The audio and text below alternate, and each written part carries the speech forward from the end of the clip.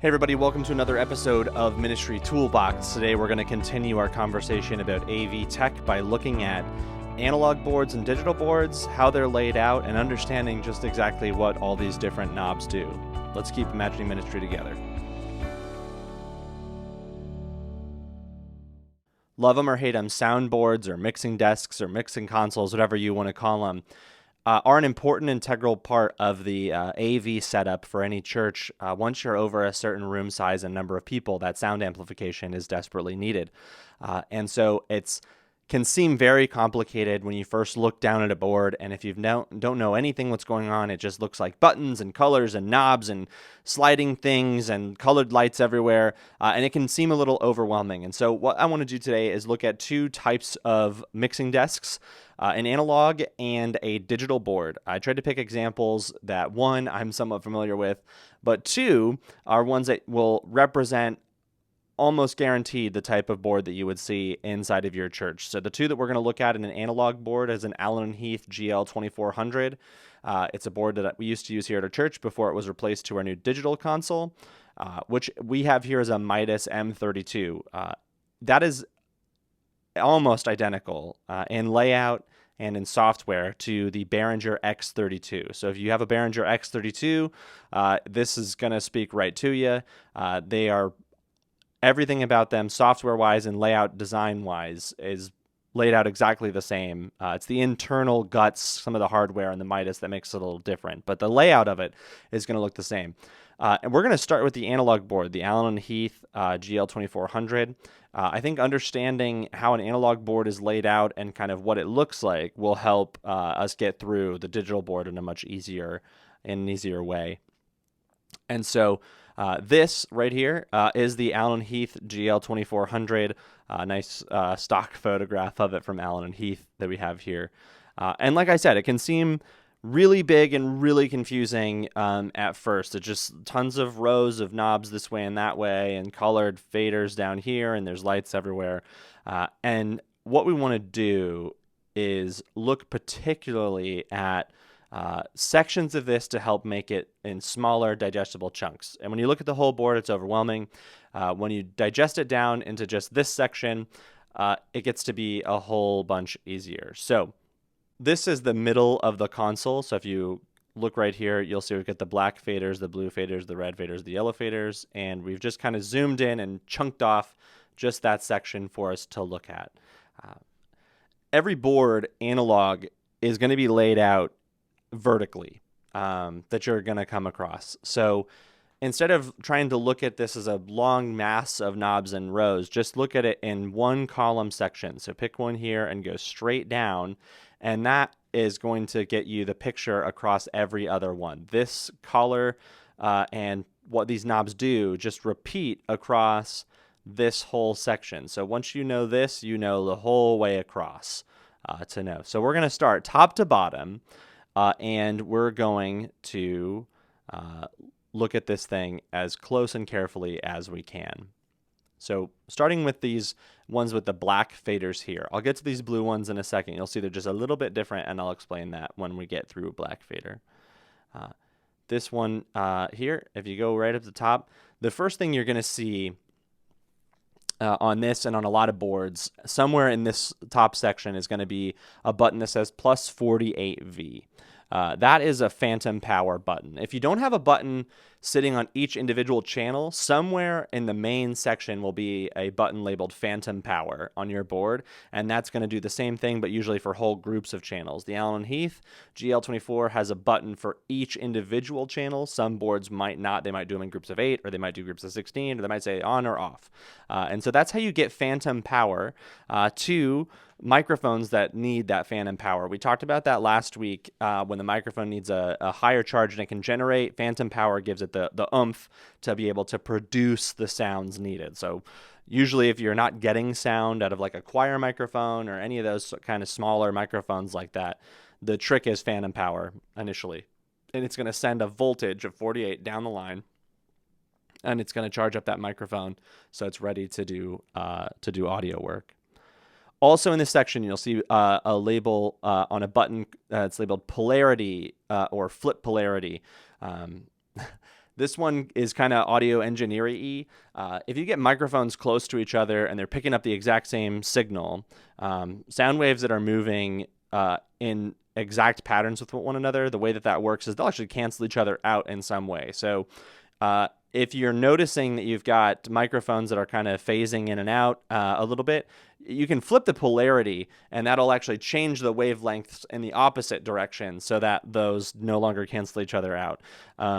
Odds are you might never touch this button before. I've hit it a few times in my existence for very particular items of things, but the polarity button, that's what it does. It flips the way that the waves are propagating through the microphone and what signal's being generated so that it sounds the way it's supposed to.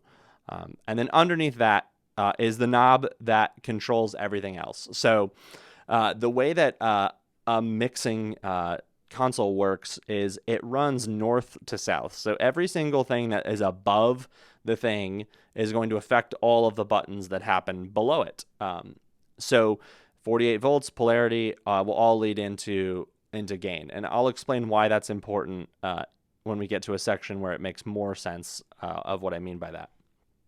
Your gain knob is not the volume knob. Everyone, it sounds like it when you turn the gain up, the channel gets louder, and when you turn it down, it gets quieter. And so it feels like it can be volume. It feels like if you turn it up, there's where your volume comes. But that's not exactly what gain is. Some people say, gain is the volume before everything, and then everything after it is affected.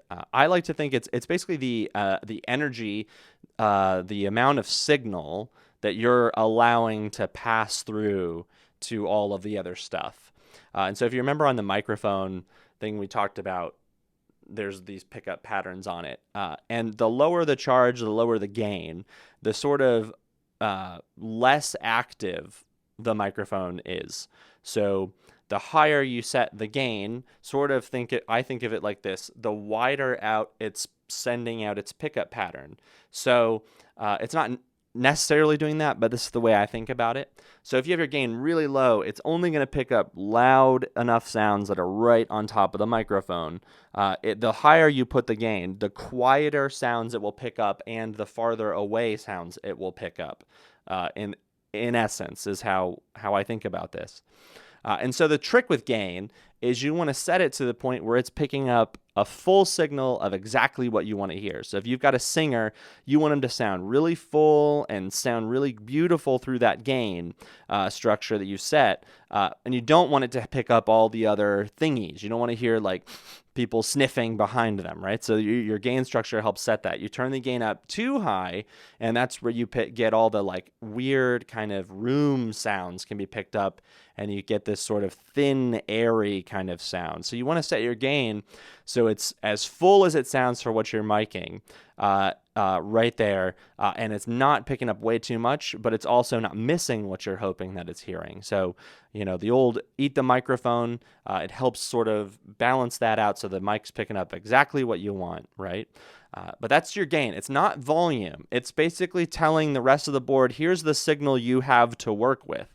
So it's like kind of a gateway for what's being allowed to pass from here all the way down through the rest of it. So think of it in that way. It's kind of pre-volume in a sense. It's the amount of activity the microphone is picking up. So we'll talk about how you can set gain and whatnot when we go to like an actual setup and miking structure video for one of these in the future. But that's gain. That's gain. Underneath gain, you'll have on almost every board an EQ section. So here on the GL2400, it's these blue and green knobs, as well as this little button here. So the little button is the EQ on or off, basically. So when you have it selected, the EQ, whatever you've set is active. It's doing what you've said and set in that EQ. When it's off, it's bypassing this whole section right here. It's just going to skip it and go straight down. EQ is what helps set up and clean the sound that's coming in from the microphone or the instrument. And so inside this gain thing, there's a preamp that is what's actually amplifying that signal. So if you remember, we talked about mic level, instrument level, and line level, and speaker level in the last video. And mic level is exceptionally quiet. And so your preamp, that gain, helps boost that signal all the way up to kind of usable level for all these EQs and things. And each of those components in the preamp can do a few things. It can alter the signal slightly. It can make some signal louder. The higher quality the preamp, the higher quality the microphone, usually the less EQing you're going to have to do because it's getting the best clean sound it can get out of the microphone. And then the room itself that you're in might have some variance as well. So even if you've pinked out the room and your speakers are nice and crystal clear, some microphones may have some tendencies on some voices that you don't like the way that it sounds. You could have some treble frequencies that kind of ring too hard, or you're getting kind of muddy because it's too booming in the room. And so using the EQ is where you can hone in that sound. And so on the Allen Heath GL24, there's a high frequency one, and you've got a plus or minus to cut or boost that signal range. So, you're listening, you got a lot of high frequency, maybe you can kind of kill some of that high frequency and bring it down to help alleviate maybe some of that popping nasally sound or those ringing high tones that you might hear from a microphone in some way. So there's your high. Your low is identical. It's just on the low end of the frequency. So you can roll out some of that quality, that very low end, and help bring clarity to the sound. So up here you've got clarity, but it can get kind of shrill. Down here you have that fullness, that sort of fullness of a sound, but it can cause muddiness if there's too much of it. So you kind of play that balance there. And in the middle, now your board might only have one knob, it might have two, it might have four, it might have a whole bunch, but there's usually a few sections in the middle. So either mids, or this is high mids, low mids for these two blue. So it's just like the others, it's a cut or a plus minus for a high mid section and a low mid section. What the Allen Heath has, and what your board may have as well, is a sweeping knob to sort of actually sweep to the frequency that's causing the issue. So instead of being set at a frequency like the high and the low, and the high mids and the low mids, you can actually sweep to different frequency ranges and find that treble range in those two, and then cut or boost on those. So that's what the green is for. It's actually picking that sort of range of frequencies that sort of, we're picking this range, this sort of rounded spot, and we're going to cut or boost that spot as well until you get two of those on the Allen Heath, a high mid and a low mid. So that's the EQ, helping bring clarity and fullness to a sound. So if you got a really thin sound coming through and it sounds like it could use a little more boominess, you can give it some low mids low. If it's not clear, you can increase the high mids highs. And so you're looking to make it sound like what it sounds like in the room coming out of the speakers. So if you know what a guitar sounds like, and if it sounds, instead of, like that, you want to make it sound more guitar-like. You know what I sound like talking, so if you put on the pastor mic and he sounds like he's talking like this, there's maybe some EQ work that needs to be done. If the microphone is set right, the gain is right. You might need to fix the EQ, so make sure that you get that clarity that he or she sounds like what they should sound like. So that's your EQ section. Underneath the EQ section is usually a send section. Here it's an auxiliary send. The board may say sends, may say auxiliaries, may say aux, may say all sorts of stuff. But generally underneath it are auxiliary sends. Now on the Allen Heath GL24, there are actually 6 auxiliary sends that you can go to. So 1 and 2, 3 and 4, and 5 and 6. 1, 2, 3, and 4 are all set on a button here, which I'll explain, and then 5 and 6 are paired to this button. So yours board might have all of them paired to one. They might each have this button on it, or they might be in different sections, but just so you know. So it's a pre and post fader button. And what that means is, does this knob get affected in some way by the actual fader underneath of it? And so if something is post fader, it means if you turn up or down the fader underneath it, it's going to affect the volume coming out of this auxiliary bus for this channel as well. So useful if you want to keep a house mix coming out of one of these auxiliaries. If it's like a wedge on stage or it's an in-ear monitor or something along that nature, I usually have them set to pre-fader, which means that that signal will all be sent out ignoring whatever's happening under here. And that's a good way to make sure your sound person doesn't actually accidentally damage someone's ear or turn a speaker up on the stage too loud, because this knob is the only thing affecting that volume. So pre-fader, this knob is the sole responsibility for how much is going. Post-fader, the fader underneath, turning it up and down will affect that signal as well. And so, like I mentioned, auxiliary channels are useful for a whole bunch of things. In-ear monitoring, like a wedge speaker on a stage that's giving someone, sound that they're working with. So you can set these up as monitors or all sorts of different things to see what is, to set those things up. Turning this up in channel 1 in auxiliary 1 will turn this channel only up in that output.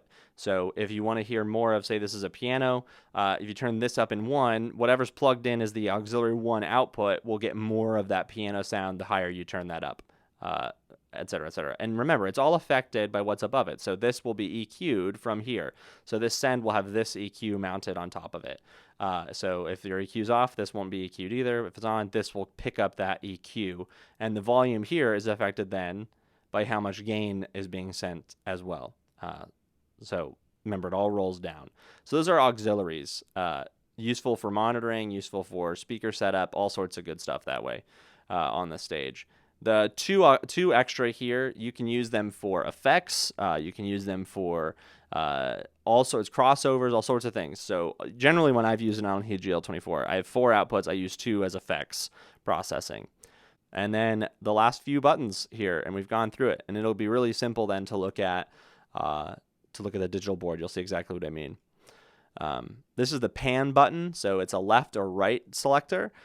So all the way to left, it's going to go to left. All the way to the right, it's going to go to the right speaker.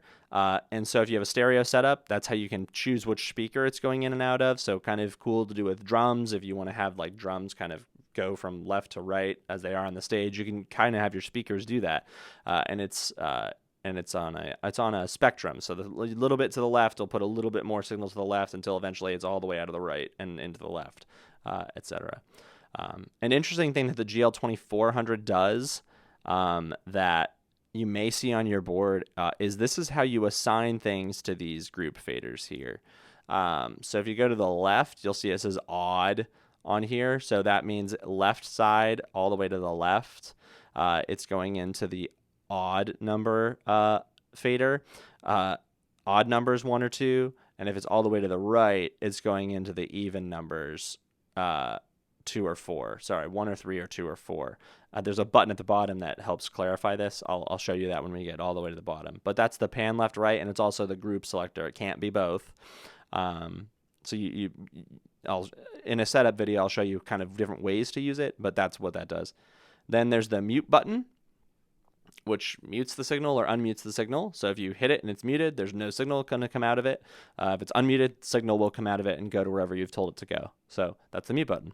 And then PFL, pre-fader listen. So if you hit that button, you'll hear the combined everything. So what is the 48 volt phantom power, pad, gain, EQ, all of this, the pan, mute, unmute. You do pre-fader listen, and it'll pop out of the headphone jack, which is up here, and you can put on headphones. You can hear what that signal sounds like. So it's a way I do gain structuring. It's the way I do EQing. I listen to it through those speakers for a while, and then I'll listen to it in the room. So you can hear how it sounds then in the room as well out of the headphones without the fader. It basically just removes this cut or plus from the fader of the sound. So it's a good way to isolate a channel and see what it sounds like. Last thing under here, and then you're basically channel strip experts for this one. It's a little meter. So that's going to show you the signal level that's coming in and being sent. So 2 greens, a yellow, and a red. Red, bad. Yellow, close to bad. So you can see how each channel, how much signal is going in and out right here to the mains. And then the fader, which is right here is this 0 button all the way across. So the signal coming down from the gain and all the EQ and everything and that's passing through here at 0, that's the level that's present there. So that's no boosting, no cutting of that sound. We'll get in when we talk about how to do EQing, how to set a mix, how to do all those things, how to set gain structure. We'll talk about that more, but 0 is sort of like the baseline. That's no boost, no cut from the signal. So pushing it this way is going to boost the signal more. Pulling it down is going to cut the signal more, and it's logarithmic. So it goes real quick up here, and you get a lot more space down here for moving things. But that's what the fader does. So down here is not 0, up here is 0, and this is cutting and this is boosting. So beside it on the Allen Heath, and you might have this on your board as well, are these 3 sets of buttons, left, right, 1, 2, 3, 4. So remember I said up here about the pan. So if you select left and right, it's going to send this channel just to left and right to be in there. If you say 1 and 2, if you select this button, it's gonna, and you have this to the left, it's gonna go to 1. If you have it to the right, it's gonna go to 2. If you have this button selected, it's gonna go to 3 or 4. So remember I said odd or even. So that's how you select where it's gonna go. So left, right, group 1 and 2, group 3 or 4 is with these buttons, and then in combination with this. So in the middle, it's in both groups. If you select 1 and 2, if you have it in the middle, it's gonna be in both group 1 and 2. Just like how pan left, right is sort of, there's sort of a, it's not like there it's all in left, now it's all in right. You got a kind of a sweep you can do to move it that way. So the same idea here on that. But that's the basic channel strip that you get on an Allen Heath GL2400 and most analog boards that you're going to come across. You'll see these other two that are next to it, the blue faders. They are completely identical except for a few things. So one, they have a few less features. So you'll see they've got just normal EQ sections, and they don't have polarity and high pass filters and all that. But what they do have is their stereo inputs. So you can plug in a 1/4 inch left and right straight into here, and it mixes it down into a single channel. So if you want to play like from like a music device, like I don't want to say anything that's going to get, like something that a company has made that plays MP3s, that it's very popular. You could do a Y cable from a headphone jack into a TS 1/4 inch into each side of this and turn up left and right, and then it mixes it into a single channel, so you don't have to use 2 if you still want to have stereo sound come out of something like that. So that's what those are for. And then it just repeats all over the board. So that's the Allen Heath GL24 channel strip. There's all sorts of stuff. We'll get into what matrices and all those are when we actually talk about how to set up a system and what main and all those things and how to actually route properly. But that's the analog version of it. So same thing on a digital. So this if you have a X32 or anything that looks like this, it looks super intimidating at first, and maybe it doesn't look as intimidating because there's less knobs here than what there are on an analog board. But essentially think of it like this. Every channel strip that would be here, so this vertical top down, is just, I'm zoomed in way too much, is just this section on a digital board. So this is all the same buttons, just laid out differently. And so here's your gain, your 48 volts, your polarity, your high pass filter, your preamp configuration for all sorts of stuff. So it's all the same. It's all the same. It's all the same buttons here.